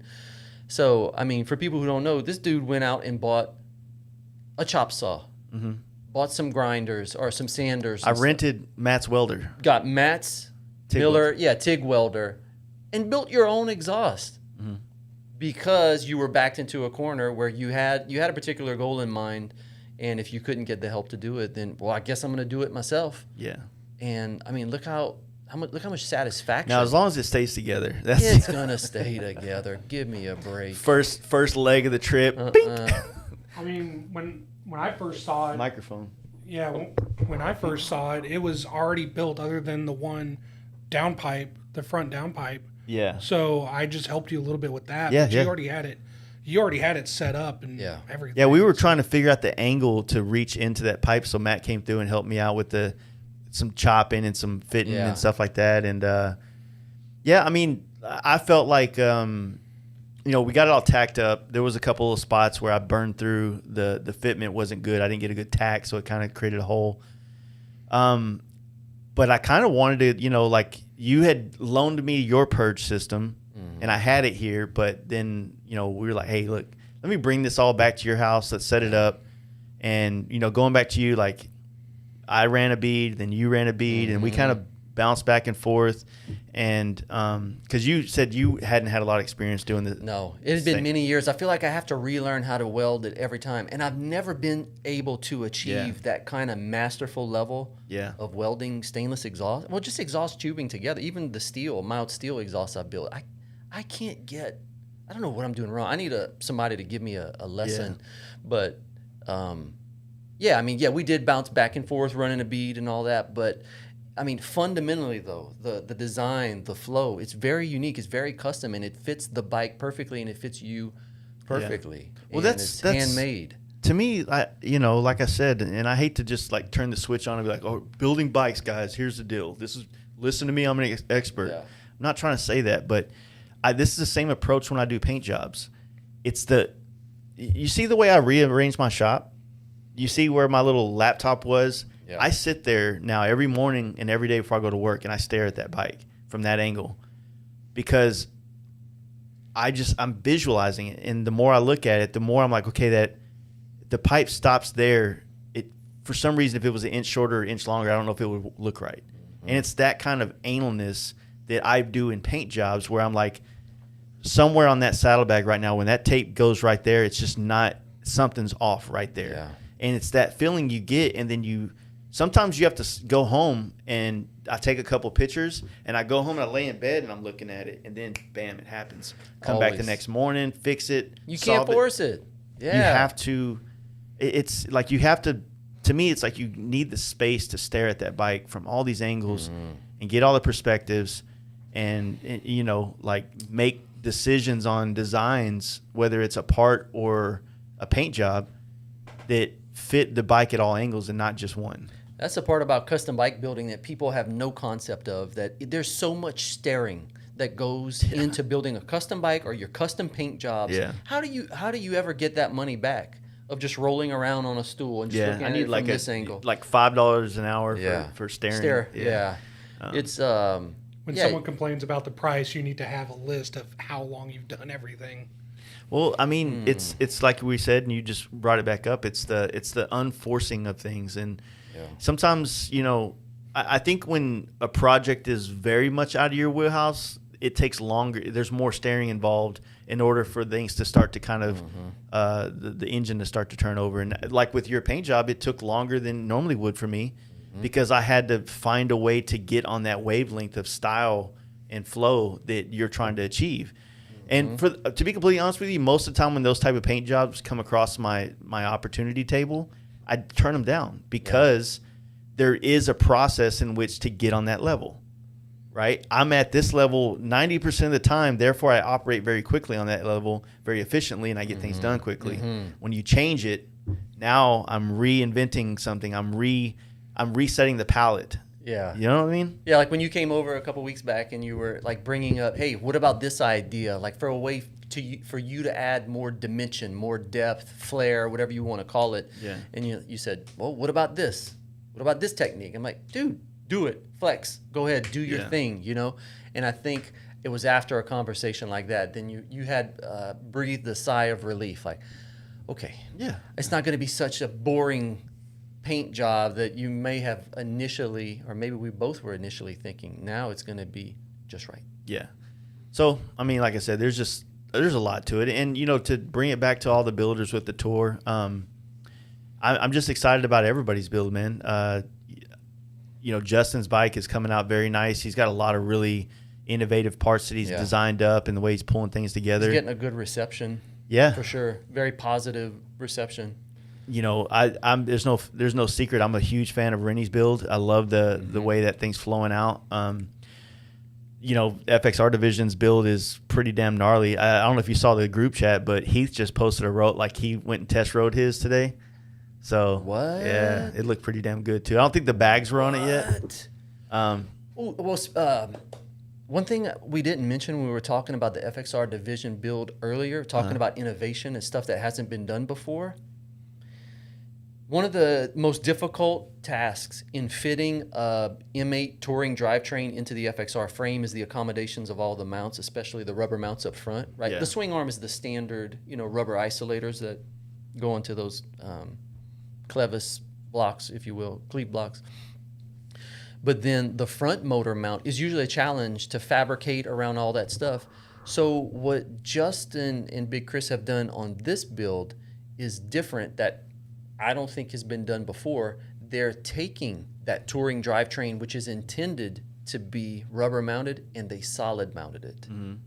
So the initial thought might be, well, wait a minute, isn't that bike going to vibrate itself to bits? Well, they've got that whole bottom end completely like dynamically balanced, and I mean they're treading into new territory, I think, for as far as FXRs are concerned. So the bottom line is that where the swing arm bolts onto the rear of the transmission case and all that stuff, there's a complete elimination of all rubber. It's completely gone. But would that not also need to play in with the fact that it's a monoshock? You need a little bit more of that structural. Maybe. Because if it was all rubber mounted, then maybe it would be all over the place. Great point that I hadn't even considered. Yeah, because like your ST down there, that is a solid mounted drivetrain, right? Now, granted, that's a B motor, right? B motors have two counterbalancers, and they don't balance for shit. Yeah, that's so it shakes so much. So they're trying something new. So they have solid mounted that touring. Solid mounted a rubber mounted drivetrain. Yeah. So that deserves some applause. And the way that it's executed and stuff is, and the way that they've done like the oil cooler in the front. Oh yeah, that stuff looks nice. I mean, they took, I think, the oil cooler from like your bike, from an ST, and have done it in such a way, you know, so it's mounted vertically. Not like me, like I use all the OEM touring stuff where the oil cooler is down up front where like a chin spoiler would go. This is completely different. So this is innovation. This is stuff that hasn't been done before. Or if it has, I haven't seen it. Yeah. So can't wait to see that one. So thoughts on the tour, like the actual, we're showing up in Durango. Like how do you envision this in your head? Well, in my mind, I would love to be complete a week or two ahead of time and be able to put down some serious shakedown, like hundreds of miles of shakedown to find or identify any possible bugs. But my goal is to ride it there and do a hairpin and turn around and ride it back, right? So we need to be, the first official event is Monday, late afternoon, evening, right? Yeah. So we need to be in Durango, Colorado at Monday afternoon. So my goal is to leave my house the day before, Sunday morning, and start heading that way and break up that trip to Durango into 2 days. So probably spend the night somewhere, maybe like the Texas-New Mexico border. It's a rough one, man. I know. I don't know. I'll find something, but I've got a good route plan. I talked to Carol, suspended by Smarty. I mean, Carol rides a lot. Yeah, he does. He's like, okay, man, you got to go here. You got to go here. And so he drew out the whole route for me in Google Maps and sent it to me. He's like, you have to go to this road, and it's kind of a secret. And anyway, so I'm stoked about doing it. I hope we get good weather. You know, it's Colorado. It's a dice roll. Maybe it's snowing. Maybe it's not. You know, it's mid-October. I think we'll be okay. So I mean, I've been getting a lot of messages. People are like, "Oh, did you see it snowing in Telluride?" Yeah, at the top of the mountain, dude. Like Telluride's up there. It's a ski town. Like Durango's in the valley. It's still high, but it's not. You know, like I said, I think that weather is just part of riding. Now it is. there could be snow on the ground. I don't see there being ice on the ground, and I'm good with that. I'll ride with snow.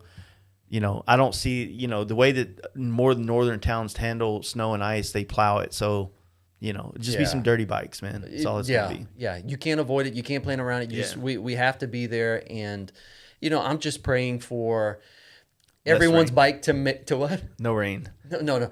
I'm just really praying for everybody's bike to make it to Durango as planned. Yeah. On time, and to make the trip. You know, no breakdowns. I mean, that's a high ask. These are 10 people. Custom built. Yeah. Maybe the likelihood of that happening is very, you know, unlikely. Yeah. But I mean, whatever it is, I'm sure we're going to work through it together. Yeah. You know, that's the point. All right. And, you know, build the camaraderie, build the bonds between 10 of us who we haven't all met. Yeah. You know? And see, that's the other thing that I've been trying to, you know, when I'm pitching this idea to different brands and stuff, it's like, look, like, because of this group chat, like, you have this, I'm calling it a class, like the first class of the FXR tour. You have this group of guys that are forever going to be connected to each other throughout their lives because of this 1 year. Yeah. They all built FXRs, and everybody's at different levels of their career and their different involvement in the motorcycle industry. They all converge on this one point. And now we have this whole year of like chatting. And now we're gonna ride 1,000 miles together. We're gonna stay in the same hotels. Yeah. We're gonna be a part of this same, like, this kind of circle. Like, not that the whole idea of the tour is to be a us and them kind of thing, but that you get, like, you guys that are going to be coming and riding along with us in some capacity, got to understand that the 10 of us we're all trying to make this thing happen, right? Mm-hmm. We're trying to make sure our bikes make it. So we have this undying dedication and obligation to each other to see it all through, right? So there's going to be a little bit of that kind of separation between some of the stuff when it comes to like being on the road. And also, we're filming all this stuff. We're going to have, like, you know, a couple things around us, and we're going to have a gap between us riding bikes and the mass. I mean, obviously, we would never be able to make it if every gas stop we stopped, there was 40 more bikes right behind us trying to get the same pumps. Like, there's got to be a separation, you know. We'll figure it out. I mean, what feels right when we're doing it, right? But, whatever. You know, everything's like in place. The event that's going to be at Durango Harley that Monday on the 16th. The event that's going to be at Trips Harley and the after party. They're working on possibly an after party spot for Durango. You know, I get it. Like, the good thing is, the other thing about it is, like, this tour. I mean, we're the show. We're putting on a show for these people to come to be a part of it, right? So there is hey man, how you doing? There's a lot of that still has to take place on our end. So and then, you know, obviously going to Durango and that's our obligation for the sponsorships, right? Mm-hmm. Doesn't mean we got to get trashed every night and wake up and then, but hey, that, you know, there's a place for that for certain ones, right? But, you know, the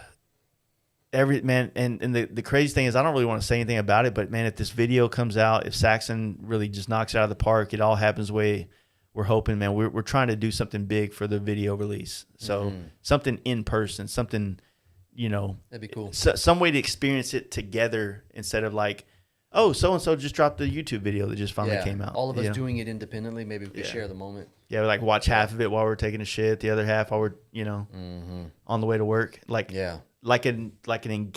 I'm almost like a theater kind of thing, but not quite. That would be great. Where we watch it. You know what I'm saying? That would be great. That's the plan. So, you know, making all this stuff happen is not easy, especially when we don't, you know, we're not trying to, the money thing. Everything costs money, right? But we're trying, you know, Justin and I we've managed to get sponsors and friends donations to help cover the cost of everything that we've had to pay for. Justin's actually put up quite a bit of money himself on some things like paying Saxon for the video stuff. But at the same time, you know, as we go into next year, we'll know how to allocate like sponsorship money better to utilize it more to make more out of this, you know. But right now it's like, you know, we'd love to just get $10,000-$20,000 from people to put this together, but I don't know if we need that. And if we got that, how much, you know, I don't want to become, you know, another I don't know. Yeah. Trying to Listen, not, I understand Yeah. what you're saying.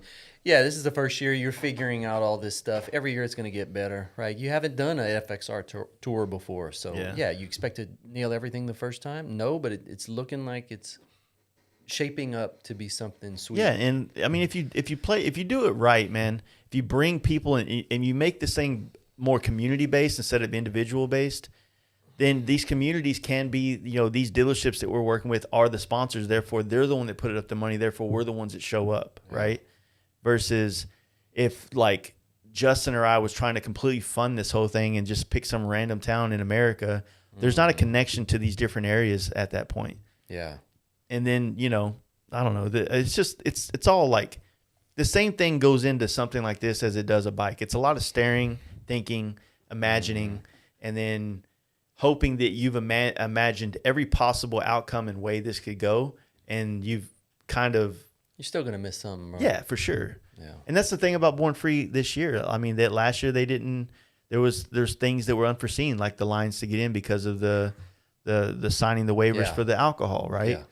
And they solved it this year by creating the opportunity for people to buy and pushing people to buy their tickets online. That way they do all that paperwork online. Therefore, they have a wristband.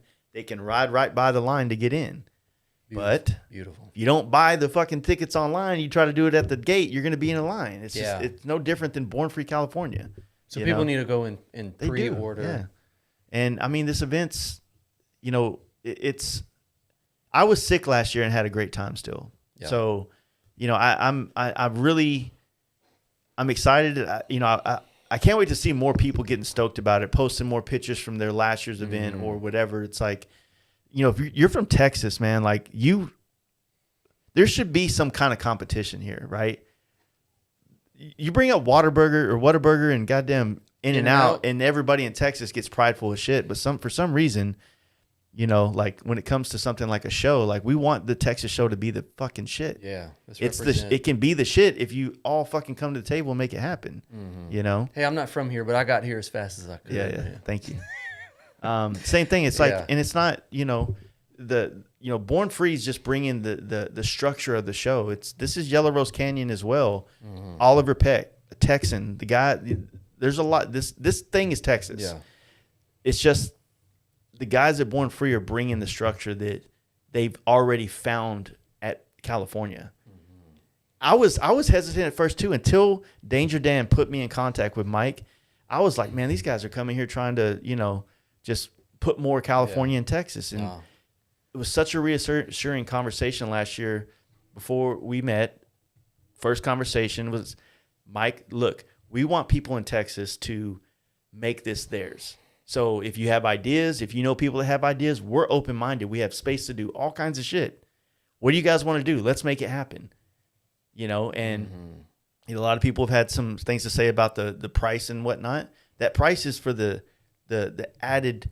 It's 4 days. It's 4 days. What do you want? They were understaffed last year. Yeah. That staff has to be paid for by somebody. So in order to make this thing run smoother, they need the more people. Yeah. And I don't know if people like forget, like Rot Rally used to cost $170 for 4 days. You know what I mean? It was $170 to get into the gate. And then there was other costs if you want to do certain things. For you guys that are like coming to this event and just roughnecking it like I did last year, that $120 is also your bed and breakfast or your bed every night, wherever you're staying. And I think for some aspects, like there's an area that if you pull your van in or something like that, or like a small little camper thing, not a full RV spot, but I think there's space for that, man. Yeah. And if we don't go and support these events that happen in Texas, they go away. Agreed. Agreed. Yeah, people stop complaining. It's $120. If $120 is too much for you, then I don't know if a Harley is the right world for you to be a part of. But give me a freaking break. Stop complaining. Stop being a moocher. Get involved. You can make this. You can make life whatever you want to get out of it, right? Yeah. Just come participate. Don't be a hater. Stop crapping on everything. Come ride with us from Durango. You don't have to be on an FXR. Maybe we haven't made that clear in this episode. Everybody's welcome. Yeah. Everybody's welcome. Come on, bring it. And I've heard people say like, oh, well, there's not any like rides out of that area. I'm like, well, then make one.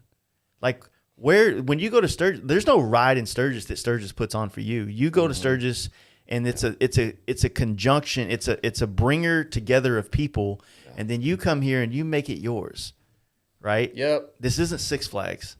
No. If you want it to be Six Flags, there's rallies for that, but this isn't that. This is the chance to come and have lots of different opportunities for you to do cool shit, and you can still go out and find your own rides. You know, but I mean, do you really want to go on a ride put on by an event? Like, you're going to be in a line. Like, isn't the goal like you and 6 of your buddies to come out to this event, create your little cabin in the woods kind of campsite, and then say, hey, let's go check this place out on the map. There's a good little restaurant like 60 miles away. Let's go check that out. Love it. That's the point. It's for you to make it yours. You know? Yeah. You go ask everyone at shows; they all have different reasons why they like it. Yeah.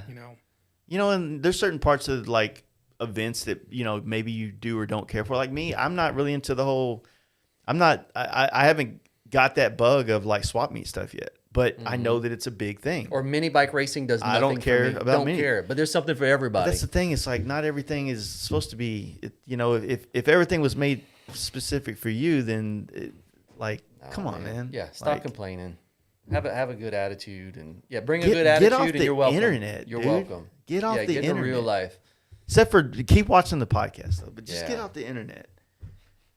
You know? Yeah, man. I'm stoked. It's thank you to all the sponsors. Yeah.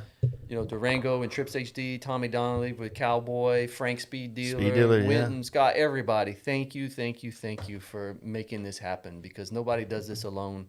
And it's gonna be great. Yeah. I'm Really excited. will be. I'm excited. I'm partially excited for it to be over, but not because I'm really excited to experience this. You know what I'm saying? This thing is, it's, I don't know.